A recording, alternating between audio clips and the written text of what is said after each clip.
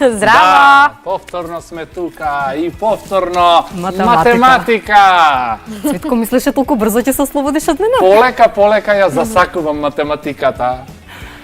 Ајде. Сега имаме час по математика за осмо оделение, а осмооделенците денес, исто како и седмооделенците, имаат функции, но кај нив имаме представување на едноставни линеарни функции.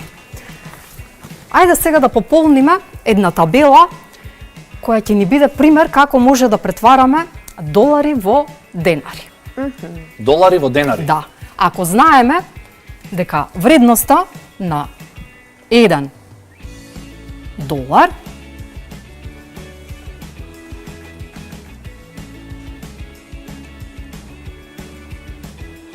е 55 денари.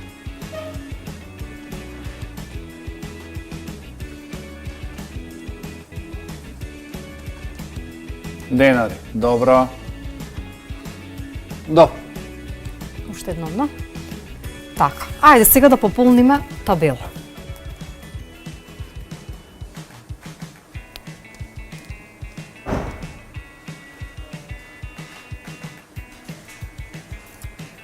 Тука ќе ни бидат вредностите за подоцна, ќе ја затвориме за да видиме до каде ќе ни треба. Долар.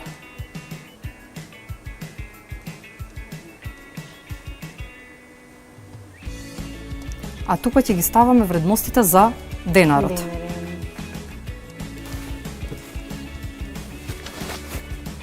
Сега, ако имаме 1 долар, да најдеме колку денари ќе ни биде тоа. Ако имаме 5,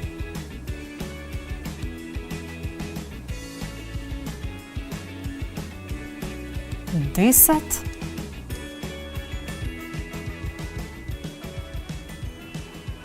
ми се составија линиите. Ето ја десетката. 10, 15, 20 и 25 доцртени натаму.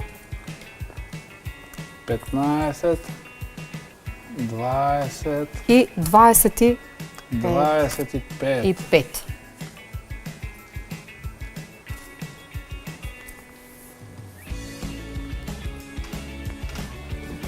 Како ова го направи? Да. Сега, значи како што кажавме, знаеме дека доларот, 1 долар изнесува 55 денари. Па затоа овдека, каде што вредноста на доларот е 1, кај денарите ќе имаме 55.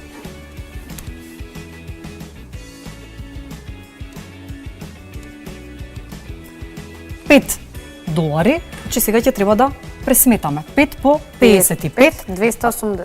275, ако сме прецизни. Марија, немој сега. Јас барем се обидов да пресметам. 10 долари, ова е лесно. Колку ќе ни бидат 10 долари? Ако 1 долар е 55? 550. 550.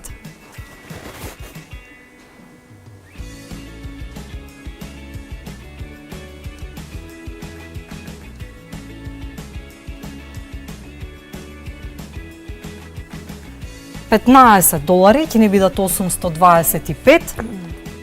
825. 20 долари ќе бидат 1100. 100, така. 1100. И 25 ќе ни биде 1375 денари. 1375. Значи, иако на изглед немавме функции, всушност имавме повторно функција и тоа x-от се пресликуваше во 55x. Бидејќи секоја од вредностите од x-от ја множевме со 55 за да добиеме вредноста на y-от. Значи, ова е запишано во табела. Ајде да погледнеме како ќе ни изгледа ова ако го представиме со график. Може сега ова да го исклучиме, свич, Цветко на свич. Да, сега ќе отвориме неколку слики.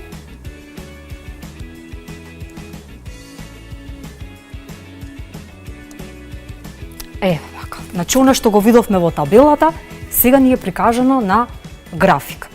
Значи, долу ни се дадени вредностите на доларот, а од левата страна ни се дадени вредностите на денарот. И, како што кажавме, на 1 долар му одговараа Така, 55, 5 долари 275 денари, 15 долари 825, 25 долари 1375. 75 денари. И како оди графиконот нагоре? Така, нагоре. Како ги зголемуваме доларите, така се зголемува вредноста и за денарите. Сега, зошто ни се корисни функциите?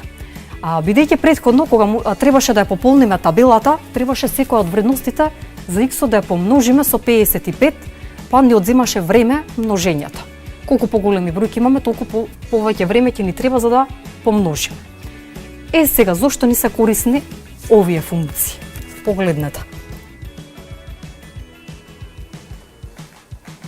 Еве го истиот графикон, но сега што можам без да пресметувам во табела?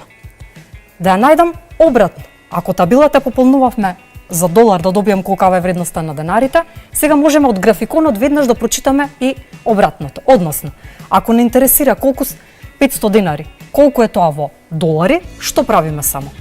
Бидејќи денарите ни се од левата страна по y-оската, значи продолжуваме до графикот на функцијата, ја наоѓаме пресечната точка, се спуштаме надолу до x-оската, за да видиме која е вредноста на x-оската и забележуваме дека тука треба да стои бројот 9, односно 500 денари е еднакво на 9 долари. Ако сакаме да видиме 1000 денари, колку е тоа во долари, значи повторно истото го правиме. Одиме да видиме која е точката на графикот, која што одговара за 1000 денари, таа е точка тука. Се спуштаме надолу да прочитаме на x-оската кој е бројот кој што одговара, тука се наоѓа 18-ката, што значи дека 1000 денари ќе ни бидат 18 долари. Че овие графици ни се практични кога сакаме да направиме конвертирање на парите од една во друга парична единица без да множиме директно од графикот да прочитаме. Сега, ајде да погледнеме поинаков тип на графици. Значи, на овој црташ овдека ни е даден графикот на функцијата x еднакво на 2. Како се црта график на функција? Значи, зимаме точка x и y. Секоја точка има две координати, x и y. X координатата ја читаме на x-оската, таа е првата координата која што се чита, а y е втората координата ја читаме од y-оската. Еве да најдеме некоја точка која што се наоѓа на оваа права. Еве, пример, ако сакаме да дознаеме која е точката овде, што правиме? Се спуштаме надолу по правата, забележуваме дека тука ја одговара на x-оската двојката, а овдека на y-оската е единицата. Што друго може да забележиме, ова ни една од специфичните прави. Ако земаме еве y да е двојка, овде, колку ќе биде вредноста на x-от? 2. Ако земам y да е 3, x-от е 2. Ако земам y да е 4, x-от е повторно 2. Значи, колку и да земаме за y-от, вредноста на x-от секогаш е 2. Значи, оваа права може да забележиме дека е паралелна со y-оската, односно не ја сече y-оската никаде, а x-оската ја сече во точката 2. Сега да погледнеме еден друг график, каде што правата ни е нацртана на овој начин и со оваа права ни е представена всушност функцијата y еднакво на 4. Што може сега овдека да забележиме? Ако земам x-от да е 1, y-от ќе биде 4. Ако земам x-от да е 2, y-от е повторно 4. Ако земаме ве четворка, ќе добиеме повторно 4. Ако земеме шестка, ќе добиеме повторно и овдека да добиеме 4. Сега, оваа права забележуваме дека никаде не ја сече x-оската. Да. А ја сече y-оската во бројот 4. Затоа y е еднакво на 4 и е паралелна со x-оската. Да.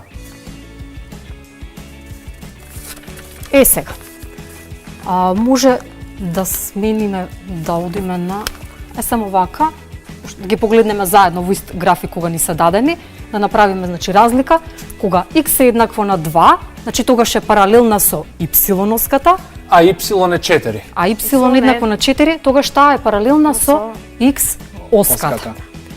Ако сакаме да ја нацртаме, еве сега тоа ќе го направиме на нашата табла. Ова може веќе да го исклучиме. Да го исклучиме? Да, на x-от и И уште еднаш да го исклучам? да. И свич само. Свич, прво свич. Аха. Како да одам сега? Exit. На план. Излез, свич. Так. Пенкало ни треба? Да, само не ни е настран. Чека да видиме. Ете го.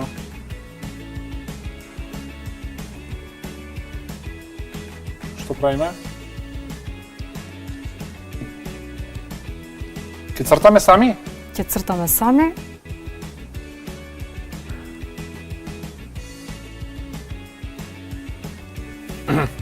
Ајде, обидете се вие.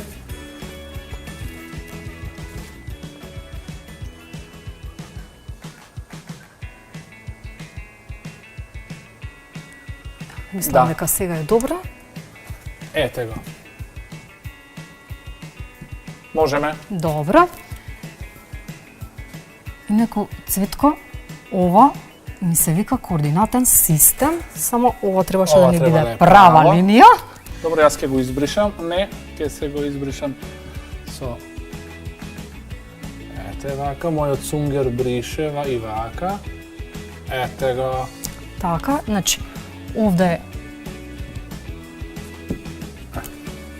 вака, тука ни е x-оската, а тука е y-оската. И сега, што е она битното кога цртаме самите координатен систем? Дека на колкаво расстојание ќе ги ставиме бројките.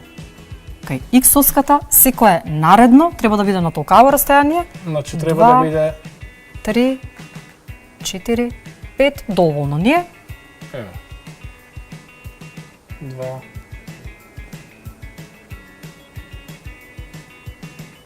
Шест. И од оваа страна истото, кај негативните броеви.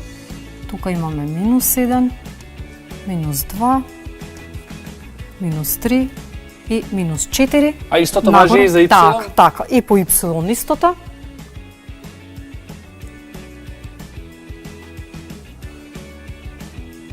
Значи... 1, Така, 1, 2, 2, 3, 3, а надолу се минус 1, минус 1, минус 2, минус 2 и минус 3. 3. А во пресечната, каде што се сечат двете оски, тука ни е 0. нулата. Нулата. Сега, ајде да се обидеме да ја нацртаме, например, сега x еднакво на минус 1. Минус 1. Да. Еве минус 1. Ете така, а кажавме дека кога x е еднакво на минус 1, таа е права која што е паралелна со y-оската. Y значи минус Само- 1 е никогаш нема да се допре со Ете така. y-оската. Така Хајде Ете. сега да е на добра. Y нека е еднакво на минус 2. Може да Минус смениме 2. боја, Цветко, за цртање за да направиме разлика помеѓу двата одлично. графика? Да, ќе ја Еве. смениме. Може Нека биде виолетовото или ајде црвена црвено. боја, да нека биде минус 2. Еве Ете го тука. минус 2, така. И таа никогаш нема да се допре со Навака само. x со x-оската. Така, таа ќе ни биде паралелна со x оската. Мислам дека научивме веќе Да, и графици да цртаме, така? Одлично. Точно. А за дома учениците можат да се обидат, да се нацртат значи свој координатен систем и да состават своји функции кои потоа ќе ги внесат во координатниот систем. Така, одиме сега со друг час или? Да, имаме девето сега мала оделение. пауза. Девето, ќе направиме мал джингл да се загрееме. Ајде мал джингл.